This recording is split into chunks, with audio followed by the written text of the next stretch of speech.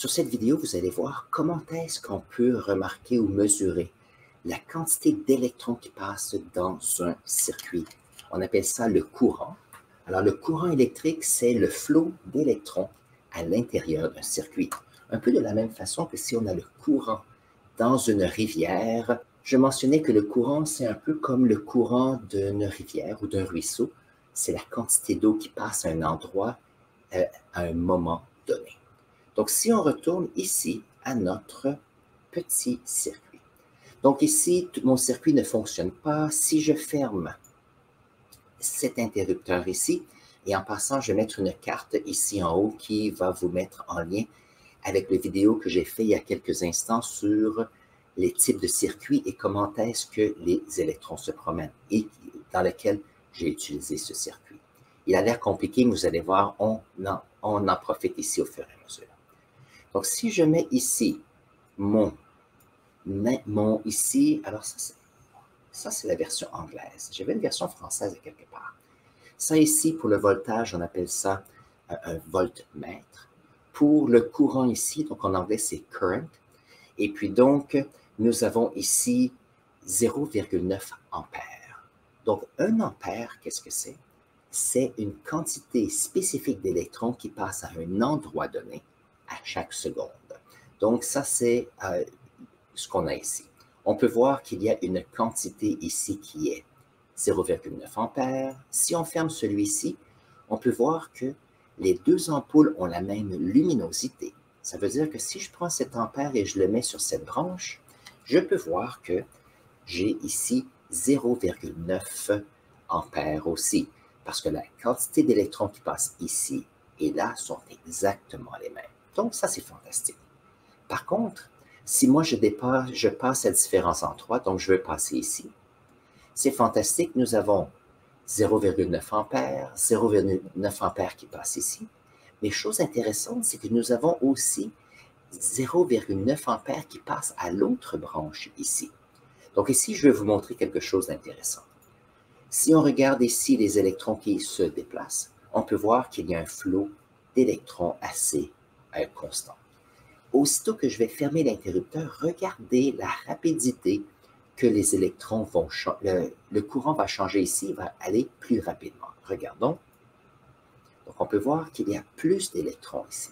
Et la raison, c'est que lorsque les électrons passent par la pile ici, vont avoir ici deux choix. Donc, une certaine quantité d'électrons peut passer là.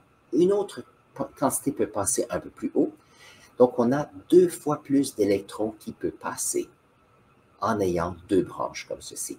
Et dans l'autre vidéo, vous pouvez aller le voir, lorsqu'on a un circuit et il y a 2 chemins possibles pour les électrons à passer, on appelle ça un circuit en parallèle.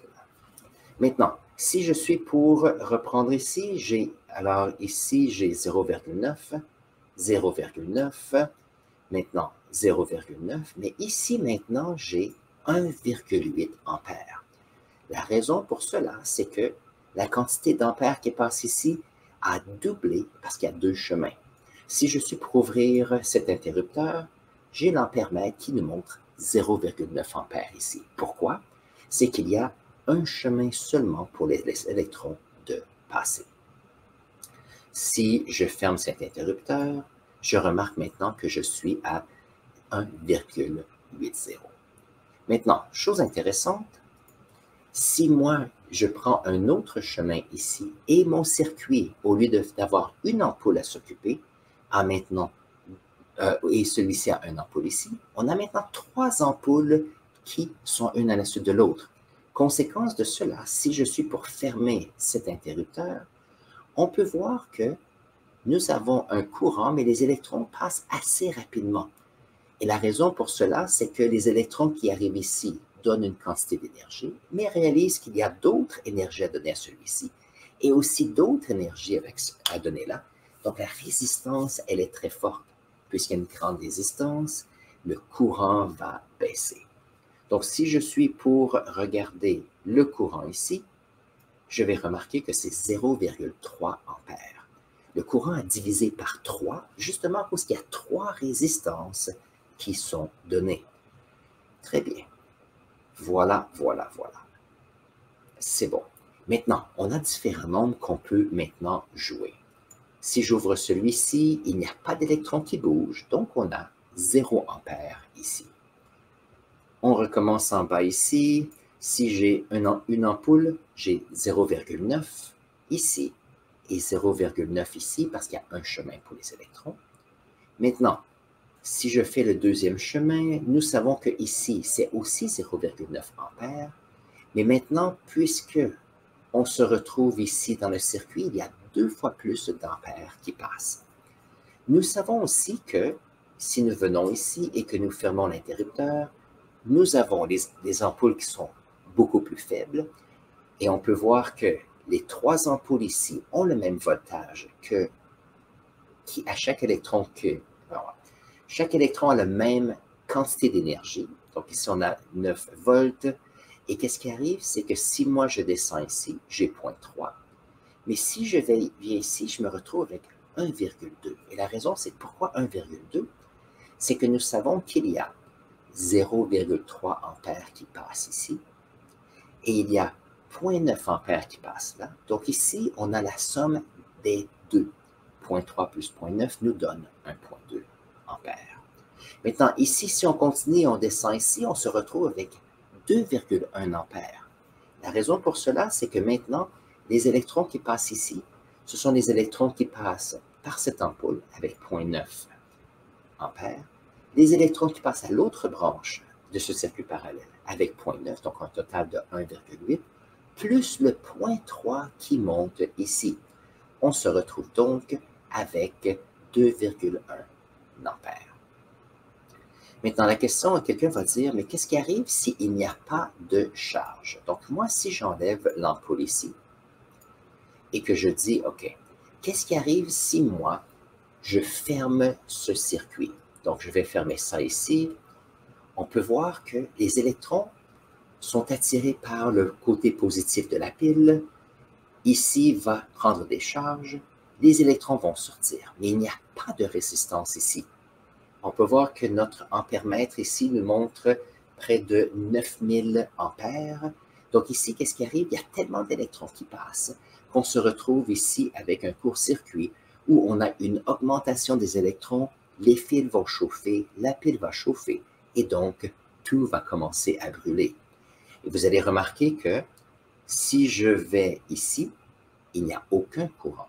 Si je vais là, il n'y a aucun courant. Et la raison pour cela, c'est que les électrons peuvent passer ici tellement plus facilement, avec aucune résistance, qu'à ce moment-là, les électrons préfèrent venir ici que d'aller faire un tour dans les autres branches.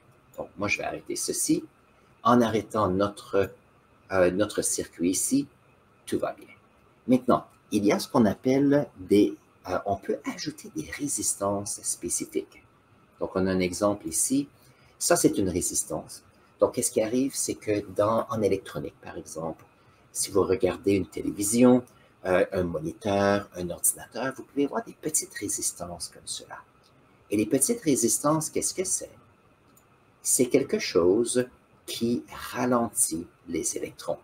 Donc, si moi j'ouvre ceci et j'ouvre cela, on peut voir que les électrons vont à une certaine vitesse. Regardons ici la quantité de courant. Nous avons 0,9 ampères. Ça veut dire que la résistance qui est ici agit comme une ampoule, mais ne fait pas de lumière. Agit comme une petite sonnette, mais ne fait pas de bruit. Agit comme une petite chaufferette, un petit appareil qui fait de la chaleur comme un grille-pain. Par contre, il n'y a pas de chaleur. La seule raison d'être d'une résistance, c'est que ça fait un frottement des électrons qui permet de les ralentir. Maintenant, pour ceux qui aiment un peu cette idée de l'électronique, vous allez vous dire, oui, mais si moi j'ai mon ordinateur, c'est quelque chose qui est complexe. Il y a bien sûr des conditions qui sont faites, il y a des choix que les électrons vont faire. Alors ici, qu'est-ce qui arrive? C'est que si on recule, je ne sais pas, 60 ans avec notre premier ordinateur, le premier ordinateur prenait tout un espace dans un bâtiment. Maintenant, en 2023, si vous avez un téléphone intelligent, nous avons bien sûr nos appareils électroniques, nos tablettes. on se retrouve avec des circuits qui avant prenaient des salles complètes dans un bâtiment qui se retrouvent dans un petit appareil. Et la raison pour cela, c'est qu'on a commencé à miniaturiser tous ces petits circuits. Donc, si on prend les téléphones cellulaires des années 1990, ils étaient gros comme ceci. Par contre, avec le temps, ils se sont minimisés. Et ça, bien sûr, il faut remercier l'exploration spatiale parce que à chaque fois qu'on envoyait des fusées dans l'espace, on devait minimiser la masse de ces appareils. Et une des choses qu'on a fait, c'est qu'on a créé ces transistors. On a créé